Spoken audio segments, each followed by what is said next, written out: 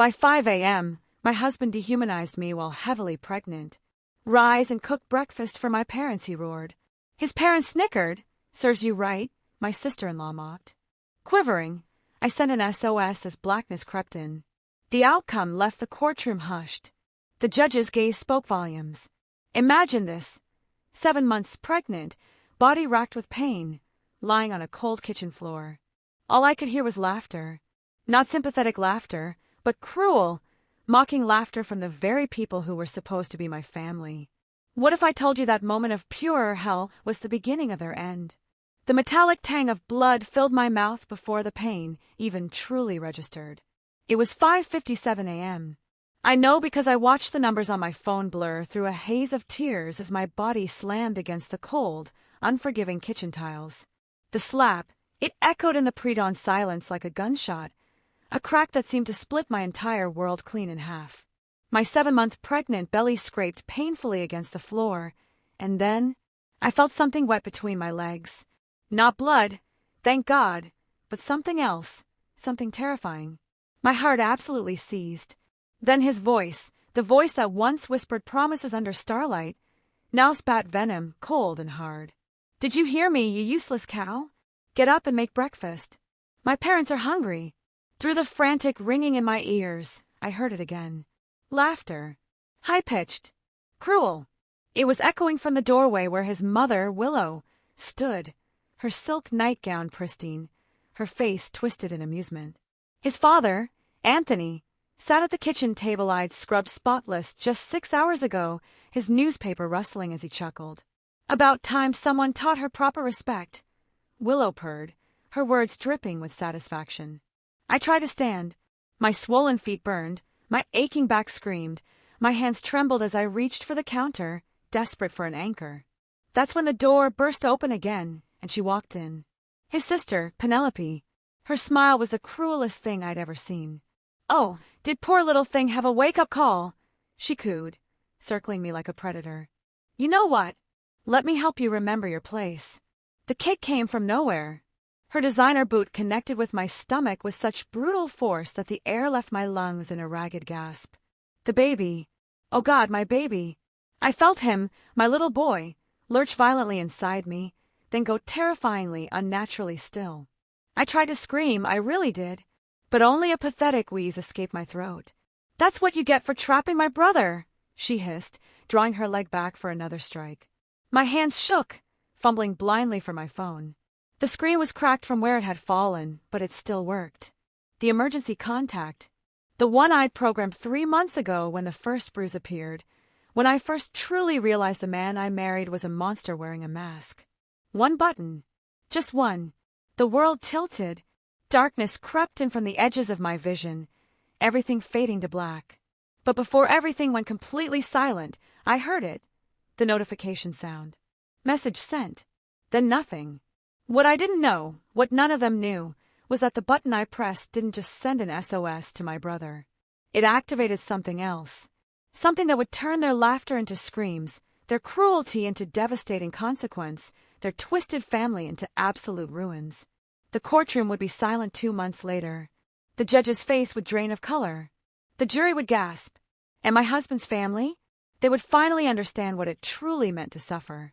But, you know, I'm getting a little ahead of myself here. Because just 18 months earlier, I was a woman who still believed in fairy tales. I stood in that church, in my grandmother's vintage lace dress, holding white roses that felt like they matched all the pretty lies everyone was telling. "What a beautiful couple," they whispered. "He's so successful, so handsome. You're so lucky to have found him." Lucky. That word would haunt me. His name was Alexander Hunt, 32 years old, a senior architect at one of the city's most prestigious firms. He had a smile that could melt glaciers and eyes that promised forever. We'd met at a coffee shop where I worked part-time, finishing my nursing degree. He'd ordered a black coffee, then left a $100 tip with his number. "For making my morning brighter," he'd said, his voice like velvet. It was 6 months of whirlwind romance. Candlelit dinners, where he'd listen intently to my dreams of becoming a pediatric nurse. Weekend getaways where he'd photograph me against breathtaking sunsets. Surprise flowers delivered to the hospital where I did my clinicals. He met my family, my mother, who'd raised me alone after my dad died, and my brother Carter, a detective with the city police who eyed Alexander with a suspicion I foolishly dismissed as just being overprotective. Something's off about him, Carter had said the night before my wedding, his brow furrowed. His eyes, they're empty. I just laughed, drunk on love and cheap champagne. You're being paranoid, I teased. He's perfect. The wedding was small. His family seemed distant. His mother, Willow, wore black instead of the pastels I had requested and barely spoke to my mom. His father, Anthony, spent the reception on business calls. His sister, Penelope, a fashion blogger with 500,000 Instagram followers, took selfies instead of participating in family photos. They're just reserved, Alexander explained, smooth as ever. Old money families are different. I believed him. God, I believed everything. Our honeymoon in Santorini was a dream. White buildings against blue water, his hands gentle in mine, promises of babies and forever whispered against my skin. I fell asleep in paradise, completely unaware I was making a deal with the devil. The first crack in my perfect world appeared 3 months after we returned. We'd moved into his family's estate, a massive colonial mansion on 10 acres outside the city. It makes financial sense, he'd argued when I suggested finding our own place. The house is huge. We'll have our own wing. But we didn't. His parents occupied the master suite and the entire east wing. Penelope had the west wing whenever she visited, which was often. Alexander and I got 2 rooms on the second floor, a bedroom and a small sitting area that his mother insisted on decorating herself. You have no taste, dear, Willow had said sweetly, returning the soft blue curtains I'd bought and replacing them with heavy, burgundy drapes that made the room feel like a tomb. Trust me on this. I should have left then. I should have run. Then one day I got pregnant. The morning I saw those 2 pink lines, I cried tears of pure, unadulterated joy. I'd always wanted to be a mother. Despite everything, the growing tension with his family, the way Alexander had grown distant, checking his phone constantly, coming home late, I truly believed a baby would fix everything. A baby would make us a real family. I planned a surprise. I bought a tiny pair of booties and wrapped them in a box. I spent 6 hours making his favorite dinner, beef Wellington, a dish I'd never attempted before. I even wore the green dress he loved. Willow found me in the kitchen that afternoon. "What's all this?" she asked, eyeing the elaborate preparations with thinly veiled disgust. "It's a surprise for Alexander." I beamed, unable to contain my excitement. "I have wonderful news to share." Her face hardened. "You're pregnant." It wasn't a question. My stunned silence confirmed it. "How stupid are you?" She stepped closer, and I caught the scent of her expensive perfume, mixing with something else. Malice. Did you really think a baby would make him love you? Did you think it would make you belong here? "I don't understand," I whispered, utterly bewildered. "Of course you don't." She laughed, cold and sharp. "You're not one of us. You'll never be one of us. You're just a womb he needed to produce an heir. That's all you've ever been." I gripped the counter, her words hitting harder than any physical blow. "Alexander loves me. Alexander loves your compliance, your desperation, your pathetic gratitude for being chosen by someone like him." She examined her perfectly manicured nails. "Did he tell you about the others? The 3 before you who also thought they were special?" My heart stopped. What others? The ones who got too demanding, who wanted too much, who thought being Mrs. Hunt meant something. She smiled, a predatory gleam in her eyes. "They learned differently, just like you will." She left me standing there, surrounded by the dinner I'd prepared, the surprise I'd planned, and the sudden, ice-cold certainty that I'd made the worst mistake of my life. Alexander came home at midnight, drunk. The Wellington was cold and congealed. "What's this pathetic display?" He stumbled past me, loosening his tie. "I made you dinner," my voice shook. "I have something to tell you." "I already know. Mother told me." He turned, and in his eyes I saw it. The emptiness Carter had warned me about. "Congratulations. I suppose you successfully trapped me." The word hit me like a physical punch. "Trapped you, Alexander? This is our baby." "It's an anchor," he interrupted, cutting me off. "An obligation. Don't pretend this is some love story. We both know what this marriage really is. What are you talking about? I asked, my voice barely a whisper. He moved closer, and for the first time, a primal fear coiled in my gut. You wanted the security, the name, the lifestyle. I needed a wife who wouldn't ask questions, and a child to satisfy my parents' demands for an heir. We got what we wanted. Don't complicate it with delusions of romance. But you said you loved me. All those months. I said what I needed to say. His breath reeked of whiskey. You think you're the first woman desperate enough to believe it. I slapped him. My hand connected with his face before I even realized I'd moved. The silence that followed was absolute. Then he smiled. Slow. Dangerous. Nothing like the warmth I'd fallen for. Do that again, he whispered, his eyes black. And you'll regret it. He left me alone with my cold dinner and my utterly shattered world. I told myself it was the alcohol. The stress. Just a bad moment that didn't define us. I told myself lies because the truth was too horrible to face. The baby became my reason to stay. My little boy. I found out at the 12-week ultrasound. He was growing inside me while everything else around me rotted. I quit my nursing clinicals.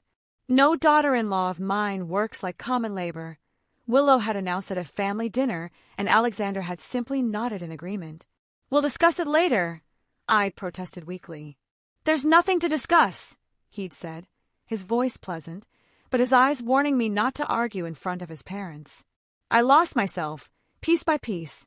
My phone calls with my mother grew shorter. Willow always seemed to interrupt them. My lunch dates with nursing school friends were canceled. Alexander needed me home for this dinner party or that family event. My brother Carter visited once and left furious after Anthony insulted him throughout the entire meal. Get out of there! Carter had pulled me aside, his detective instinct screaming. I'm serious. Whatever you think is happening, it's worse than you know. I'm pregnant, I said, tears welling up. I can't just leave. Yes, you can. Mom and I will help. We'll figure it out. But I didn't listen. I was 4 months pregnant, exhausted, and still clinging to the desperate hope that things would get better. They only got worse. 5 months pregnant. I woke at 3 a.m. to Alexander's hand around my throat. Who is he? He snarled, his face inches from mine. I couldn't breathe, couldn't speak. His fingers dug into my windpipe. Who the fuck is he? Spittle flew from his lips. I saw you smiling at your phone. Who are you texting? He released me, just enough for me to gasp. My mother. Just my mother. He grabbed my phone, scrolling through it with one hand while keeping the other clenched on my throat. When he found nothing, because there was nothing, he threw the phone against the wall. Shattered. You're lying. I'm not. Alexander, please. The baby. He looked at my belly like he'd forgotten it existed. Then, slowly, deliberately, he pressed his palm against it. My son kicked in distress. Remember this, Alexander whispered, his voice chilling. You belong to me. Every breath you take, every move you make. Mine. If I even suspect you're thinking about leaving, I'll make sure you regret it. And the baby, well, accidents happen. He left me there, trembling and crying, my hands protectively cradling my belly. The next morning, he was gone before I woke. On my nightstand sat a new phone and a diamond bracelet with a note. Sorry about last night. Stress at work. Love you. The bracelet cost more than my mother's monthly rent. I wanted to throw it out the window. Instead, I put it on. I'd learned that refusing his apologies just made things worse. 6 months pregnant, Willow started my training. You'll wake at 5 a.m. every morning, she informed me over breakfast, a meal I'd prepared myself after she criticized everything the housekeeper made. Anthony and I expect fresh breakfast at 5:30 sharp. Eggs Benedict, fresh fruit, coffee at exactly 175 degrees. I'm 6 months pregnant, I said quietly, trying to reason. The doctor said I need rest. The doctor said no such thing. She smiled, a viper smile. I called her. She said light activity is fine. And this is very light, dear. Just breakfast. Surely you can manage that. I looked to Alexander for support. He was scrolling through his phone. Alexander, do as his mother asks, he said without looking up. So I did. What choice did I have? My phone was monitored. My bank accounts were joint, meaning they controlled them. My car had been sold because, apparently, I didn't need it anymore. I was a prisoner in a mansion, 7 months pregnant, and slowly disappearing. The bruises started at 7 months. First a harsh grab that left finger marks on my arm. "You burned the toast," Alexander explained, as if that justified it. Then a shove that sent me careening into the kitchen island, bruising my hip. "You're too slow," Willow criticized, stepping over me as I struggled to stand. Then Penelope arrived for an extended visit. His sister hated me from the moment we met, but now, seeing me vulnerable and trapped, she unleashed her full cruelty. "God, you're enormous," she'd sneer, photographing me without permission and laughing at the results. "You look like a whale." She'd steal my maternity clothes and hide them, forcing me to wear things that didn't fit while the family openly mocked me at dinner. She talked about Alexander's ex-girlfriends constantly. Emma was so elegant and thin. "Remember how thin Emma was, Alex?" Alexander would smile. "Very thin." "And Caroline. Remember Caroline's legs? Incredible legs." They did this while I served them dinner, my swollen feet aching, my son doing somersaults inside me, oblivious to the torment. The final straw came at dinner 3 weeks before the incident. I was serving the main course, a roasted chicken that had taken me hours. When my hand cramped, the serving dish tilted. Gravy splashed onto Willow's silk blouse. The silence was deafening. "You clumsy bitch," Willow whispered. "I'm so sorry, it was an accident," I stammered. Her hand shot out faster than I could react. She grabbed my hair and pulled, yanking my head back so hard I heard my neck crack. Accidents have consequences. Alexander stood. Finally, I thought. Finally, he'll defend me. He picked up his wine glass and poured it over my head. The cold liquid ran down my face, into my eyes, soaking my dress. Anthony laughed. Penelope recorded it on her phone, a triumphant smirk on her face. Willow just smiled. "Clean yourself up," Alexander said, his voice flat. "You're embarrassing us." I ran, stumbled really, up the stairs to our bedroom. I locked the door and collapsed against it, sobbing so hard I couldn't catch my breath. My son kicked frantically, sensing my distress. I had to leave. Tonight. No. Before they killed me, or my baby, or both. I found my old phone, the broken one, and managed to turn it on. The screen was cracked, but it worked. I called Carter. "Come get me," I whispered, tears blurring my vision. "Please, I need to leave now." "I'm on my way," he said, his voice instantly sharp with concern. "Pack a bag. I'll be there in 30 minutes. But I didn't have 30 minutes. Alexander kicked the bedroom door open. The lock splintered like it was made of paper. "Who were you calling?" His voice was eerily calm. "No one. I wasn't." He backhanded me. I fell, my pregnant belly making me graceless and slow. My head hit the bedpost with a sickening thud. "I have software on every phone in this house," he said conversationally, kneeling beside me almost casually. "I heard everything. Your brother's coming, is he? That should be entertaining." He grabbed my face, forcing me to look at him. "Here's what's going to happen. You're going to call him back and tell him it was a false alarm. That you were being emotional. Hormonal. Whatever excuse you want. But he's not coming here, and you're not leaving. Alexander, please." "Or," he continued, as if I hadn't spoken, "I'll have my father make some calls. Your brother's up for promotion, isn't he? Detective to lieutenant. Father knows the commissioner. One word. And Carter is not only not getting promoted, he's fired. Maybe even investigated for something he didn't do. We have the resources. And the lawyers. You have nothing." He meant it. I saw it in his cold, dead eyes. I called Carter back, repeating the script Alexander whispered in my ear. My brother's frustrated sigh broke my heart. "If you change your mind," Carter started. "She won't," Alexander said, loudly enough for Carter to hear. Then he ended the call and smashed the phone under his heel. That night, he locked me in our bedroom. No food, no water, just me and my terror and my unborn son. At 2 a.m., I felt the first contraction. Too early, too painful. I screamed for help. No one came. At 4 a.m., the contraction stopped. My baby settled. False labor, I told myself.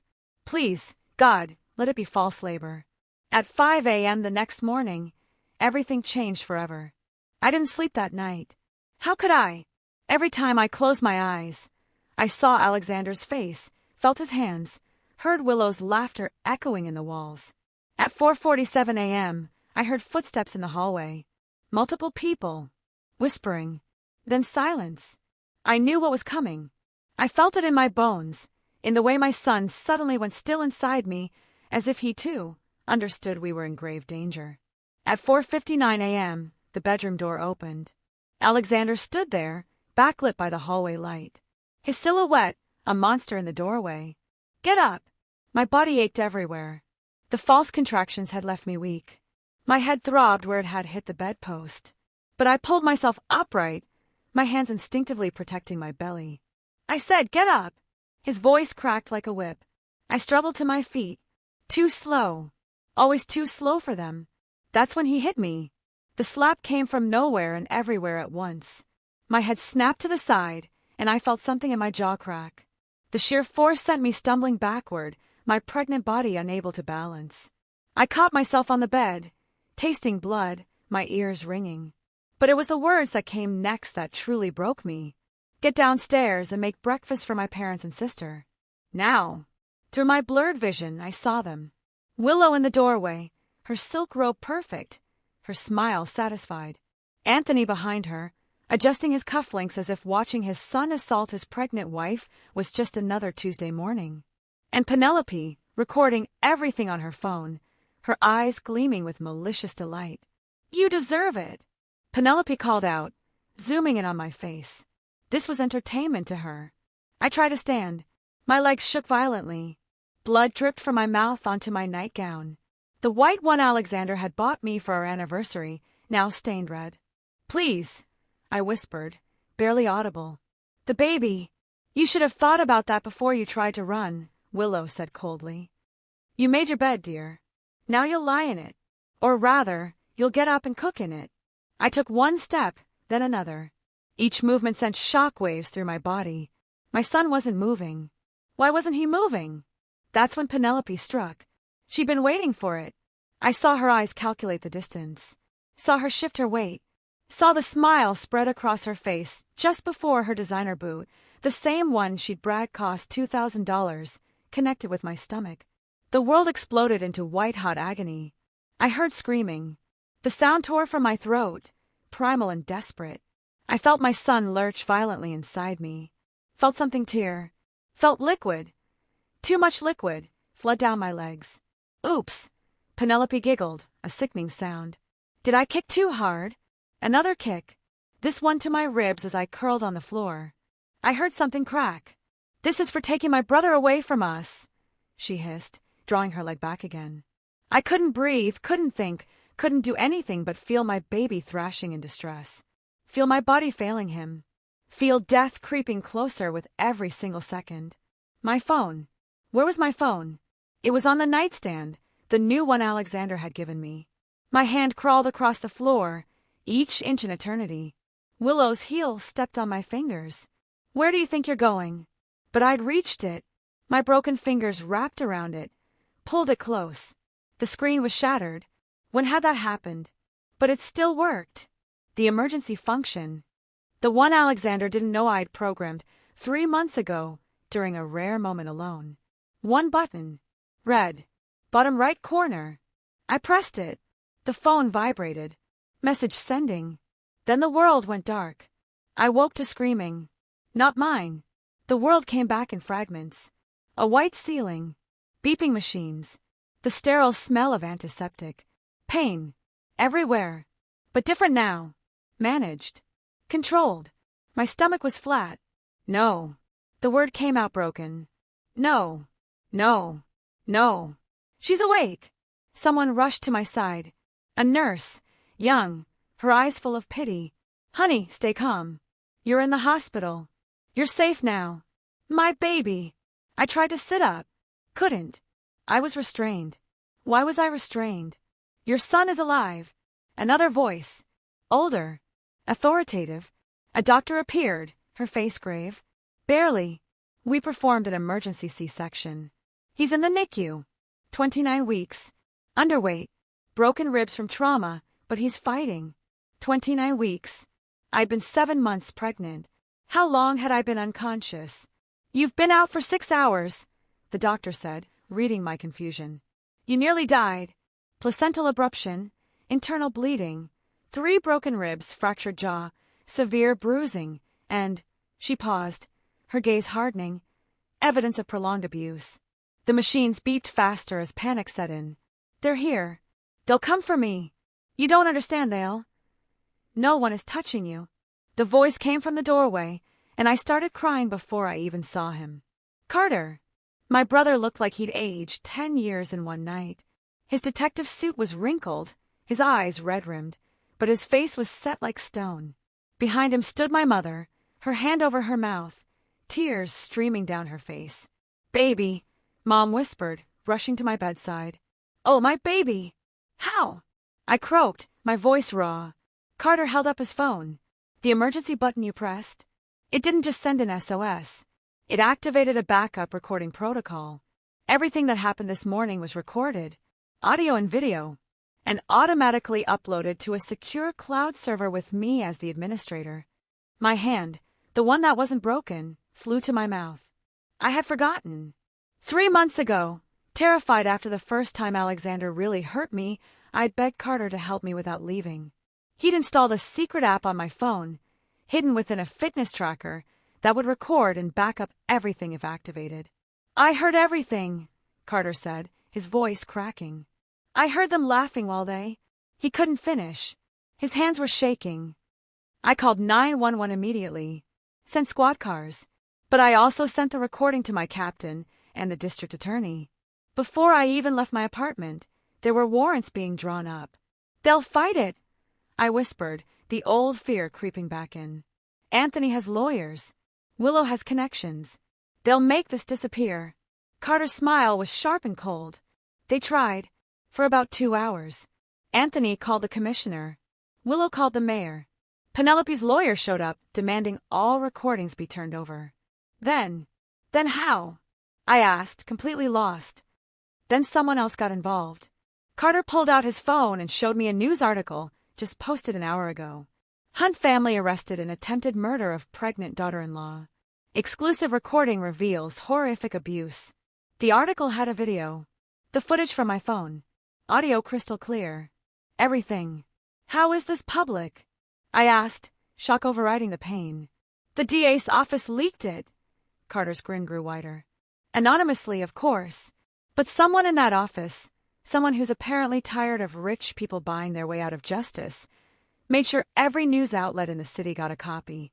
By 8 a.m., it was on every channel. By 9 a.m., it was trending nationally. By 10 a.m., Anthony's firm put him on leave. Willow's country club revoked her membership, and Penelope lost 300,000 Instagram followers. I couldn't process it. They're arrested? All 3 of them. Alexander, too. They're currently in holding cells downtown. And here's the beautiful part. Because of the severity of the charges and the public nature of the evidence, bail was denied. Bail was denied. The doctor looked surprised. For people like the Hunts. The judge saw the video, Carter said simply. Watched the whole thing in chambers.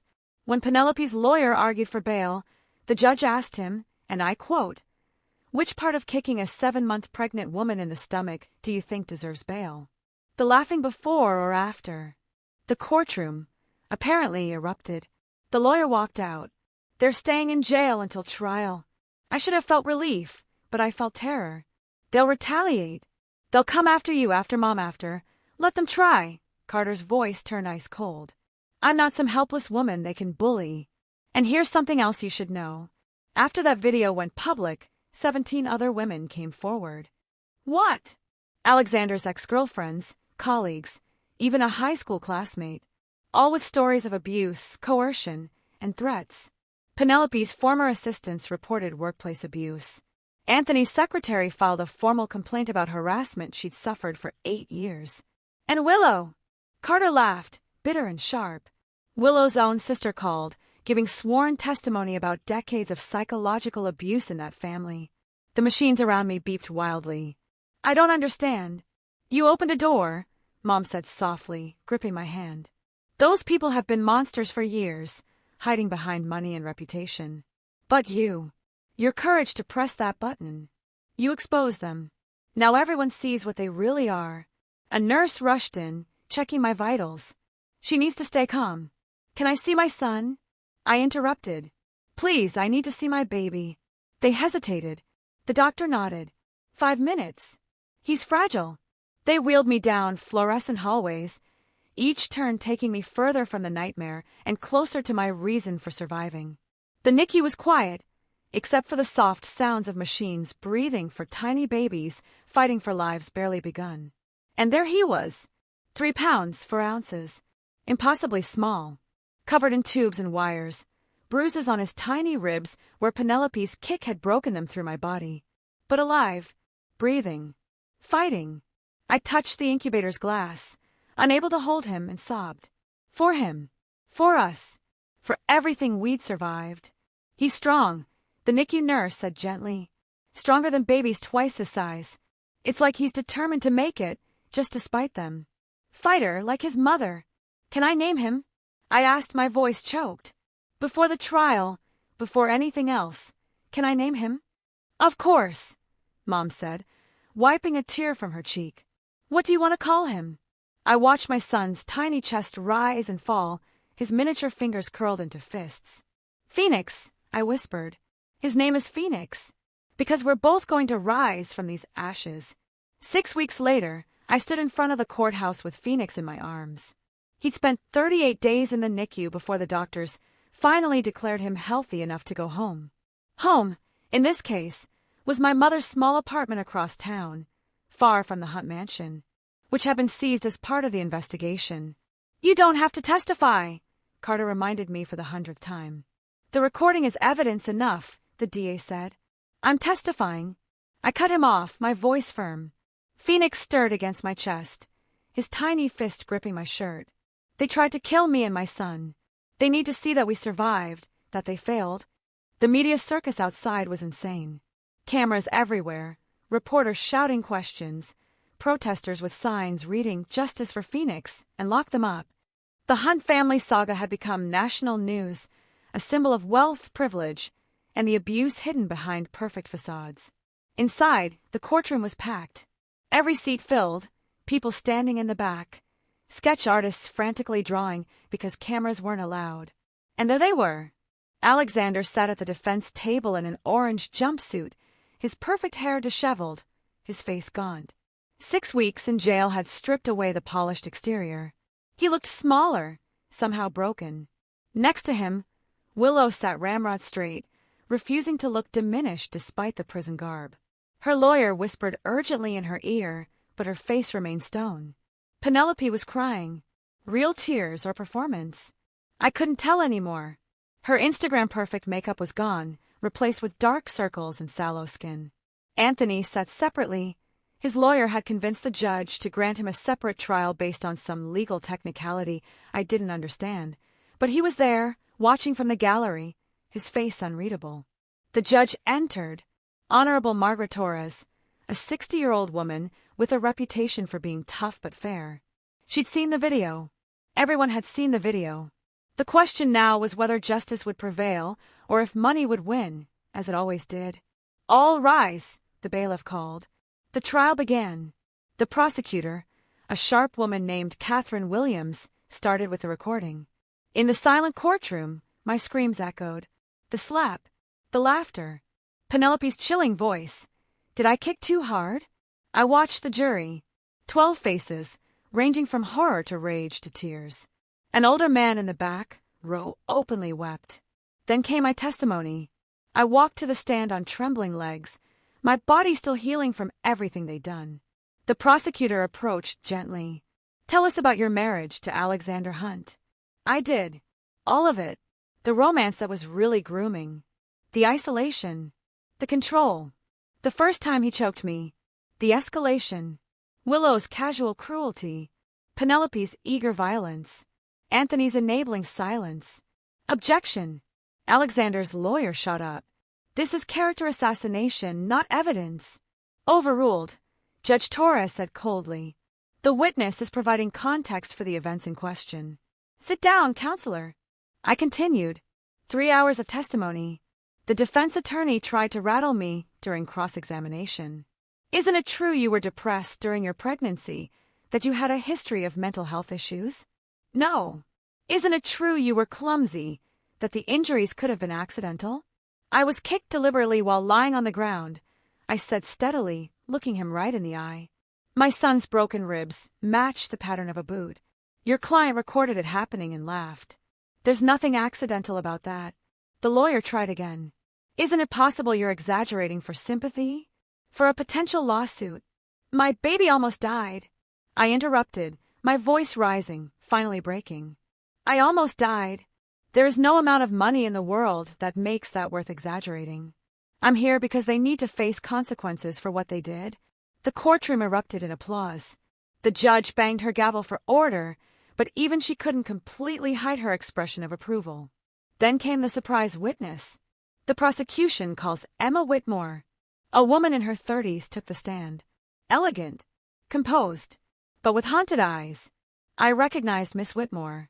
How do you know the defendant, Alexander Hunt? I was engaged to him 4 years ago. The courtroom buzzed. This wasn't in any pretrial documents. Can you describe your relationship? Emma's voice shook but held steady. It started like a fairy tale.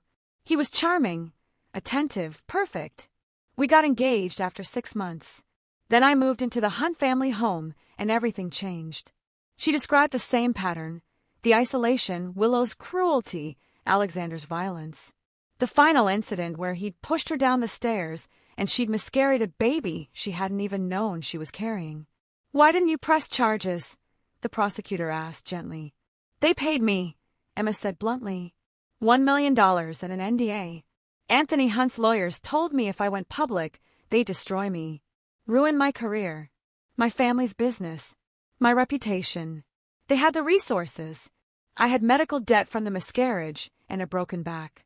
So I took the money and stayed silent. What made you come forward now? Emma looked directly at me. I saw her story, saw what they did to her and her baby, and I realized if I stayed silent again, I'd be complicit.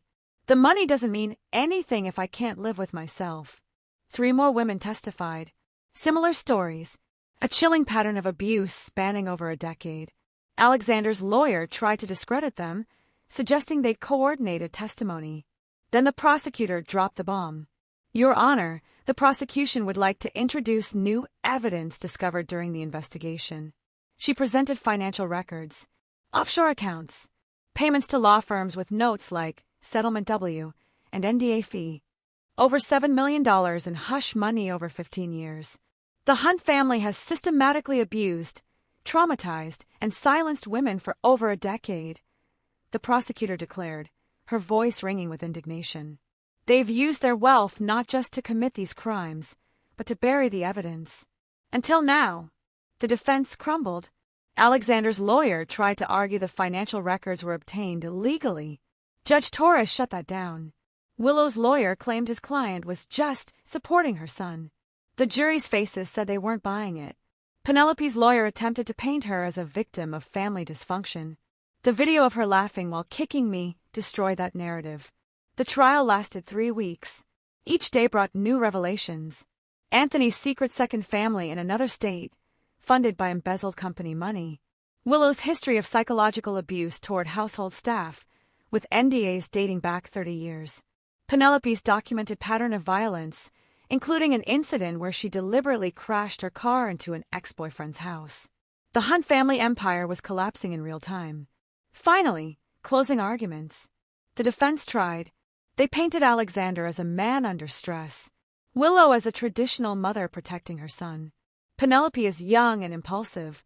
They argued for leniency, for understanding, for consideration of their previously unblemished reputations. The prosecution was devastating. You've seen the video, Catherine Williams said, facing the jury, her voice powerful and clear. You've heard it. You've heard her screams. You've seen that tiny baby fighting for his life in the NICU. The defense wants you to consider the defendant's reputations. I ask you to consider this. What kind of reputation allows someone to kick a pregnant woman in the stomach and laugh about it? She held up photos. Me in the hospital, bruised and broken. Phoenix, covered in tubes. Emma Whitmore's medical records from her miscarriage. This isn't about wealth or status or traditional family values.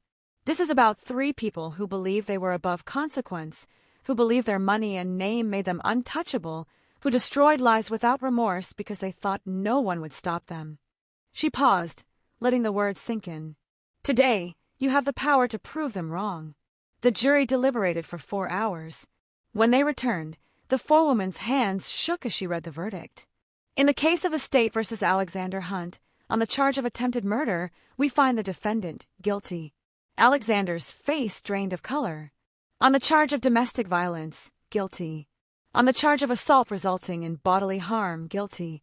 Willow remained stone-faced, but I saw her hands trembling. In the case of Estate versus Willow Hunt, on the charge of conspiracy to commit assault, guilty. On the charge of aiding and abetting attempted murder, guilty. Penelope broke down, sobbing uncontrollably. In the case of Estate versus Penelope Hunt, on the charge of assault with intent to cause grievous bodily harm, guilty. On the charge of assault of an unborn child, guilty. The courtroom erupted. Judge Torres banged her gavel, calling for order. Then came sentencing. This happened immediately, unusual, but not unprecedented in cases this clear-cut. Judge Torres's face was granite as she spoke. I have been a judge for 23 years. I have seen many disturbing things in this courtroom. But nothing has disgusted me more than watching that video and hearing the evidence in this case. She looked directly at Alexander. You took a woman who loved you and systematically destroyed her. You isolated her, abused her, and in the end, you nearly murdered her and your own unborn child. You were sentenced to 30 years in prison without possibility of parole for 15 years. Alexander's lawyer objected. The judge ignored him. Willow Hunt, you enabled and encouraged your son's abuse. You treated a vulnerable pregnant woman with a cruelty that defies comprehension. You were sentenced to 15 years. Willow finally cracked, her composure shattering. Penelope Hunt, you kicked a 7-month pregnant woman in the stomach hard enough to break your nephew's ribs through his mother's body. You filmed it laughing. You are sentenced to 20 years. Penelope's wails filled the courtroom. And let me be clear, Judge Torres continued, her voice rising, commanding. These sentences are not up for negotiation. There will be no early release for good behavior, no transfers to cushy minimum security facilities. You will serve your time in state prison, just like anyone else convicted of these crimes. She turned to me. Miss Williams, on behalf of this court, and frankly, as a human being, I am deeply sorry for what you endured. I am in awe of your courage. You survived something that would have broken most people. You protected your son with everything you had. You faced your abusers in this courtroom and told the truth, even when it hurt. You are remarkable. I broke down crying. Mom held Phoenix while Carter held me. This court is adjourned. 2 years later, I stood in my small office, adjusting my nurse's uniform. Through the window, I could see the hospital's pediatric wing, where I completed my training and now worked full-time. The same hospital where Phoenix had fought for his life in the NICU. Mama, a voice called from the doorway. Phoenix, 2 years old now, healthy and strong, ran toward me on sturdy legs. His smile lit up the room. Carter followed, carrying Phoenix's backpack. Someone wanted to see you before daycare. I scooped my son into my arms, breathing in his baby shampoo scent. Against all odds, he'd grown into a thriving toddler. The doctors called him their miracle baby. I called him my reason for everything. I got you something, Carter said, handing me an envelope. Inside was a check, a very large check, along with a letter from the civil court. The lawsuit had finally settled. The Hunt family estate liquidated. Alexander's assets seized. Willow's trust fund frozen and transferred. Penelope's influencer earnings from before her arrest confiscated. $7 million in compensation for the abuse, the trauma, the medical expenses, and Phoenix's ongoing care. It's not enough, Carter said quietly. No amount of money is enough for what they did. No, I agreed, a faint smile on my lips. But it means Phoenix's college is paid for. It means we have security. It means they lost everything while we gained freedom. The money had already started making a difference. I'd paid off Mom's mortgage, set up a foundation for domestic abuse survivors, funded a new program at the hospital for at-risk pregnant women, and I'd hired a team of lawyers to go after Anthony Hunt, whose separate trial had resulted in a conviction for embezzlement and fraud. His sentence, 25 years. His second family had sued him for abandonment. His company had dissolved. The Hunt name was now synonymous with corruption and abuse. My phone buzzed. A text from Emma Whitmore. Coffee next week? The other survivors and I are starting a support group. I smiled and replied, absolutely. The women Alexander and his family had found each other. We met monthly, shared our stories, and supported each other's healing. Some days were harder than others. Therapy helped. Medication helped. But mostly, knowing I wasn't alone, that helped more than anything. Mama Park. Phoenix asked hopefully. After work, baby. I promise. Carter took Phoenix to daycare while I started my shift. Pediatric nursing was exactly what I needed. Helping children. Making a difference. Using the degree I'd fought so hard to finish while recovering from everything. My phone rang, an unknown number. I hesitated, then answered. Is this the woman from the Hunt case? A young voice, nervous. Yes. Who is this? My name is Rebecca. I'm married to someone like Alexander. I saw your story. I pressed the emergency button like you did. The police came. He's arrested. But I'm scared. I don't know what to do next. My heart clenched. Where are you right now? The hospital. They're checking me for injuries. I'm 12 weeks pregnant. Listen to me carefully, I said, my voice steady, strong. You did the hardest part. You asked for help. Now you're going to be brave for your baby, the way I was brave for mine. Do you have family? A sister. She's on her way. Good. Stay with her. Don't go back to him. Don't listen if he apologizes. Press charges. Tell your story. And if you need help, financial, legal, emotional, call this number. I gave her Carter's direct line and the foundation's hotline. Will it get better? She asked, crying softly. I looked at Phoenix's photo on my desk, at my nursing badge, at the life I'd built from ruins. It gets better, I promised. It's hard. Some days you want to give up. But you're stronger than you know. Your baby needs you to be strong. And you're not alone. So many of us have survived this. We're here for you. She thanked me through tears and hung up. Rebecca was the 43rd woman who'd called me after seeing the news coverage. 43 women who'd found courage from my story. 43 women who were now free or fighting for freedom. The Hunt family had tried to destroy me. Instead, I destroyed their ability to hurt anyone else. That evening, I took Phoenix to the park as promised. He laughed as I pushed him on the swings. His joy, pure and uncomplicated. No memories of the nightmare that preceded his birth. Just a happy little boy who loved his mama and his life. Higher, he squealed. I pushed him higher, watching him soar. We had risen from the ashes, both of us. Phoenix from his broken start in the NICU. Me from the shattered remains of the woman who'd believed in fairy tales. We were survivors. Warriors. Free. And every day we rose higher. This journey, it changed everything. It broke me, then rebuilt me. I've shared my story. Now I want to hear from you. Have you ever been in a situation where you felt trapped? Where you had to fight for your life, for your future? Or maybe you've been the one who finally found the courage to say enough? Drop your thoughts in the comments below. Let's connect, because you are never, ever alone.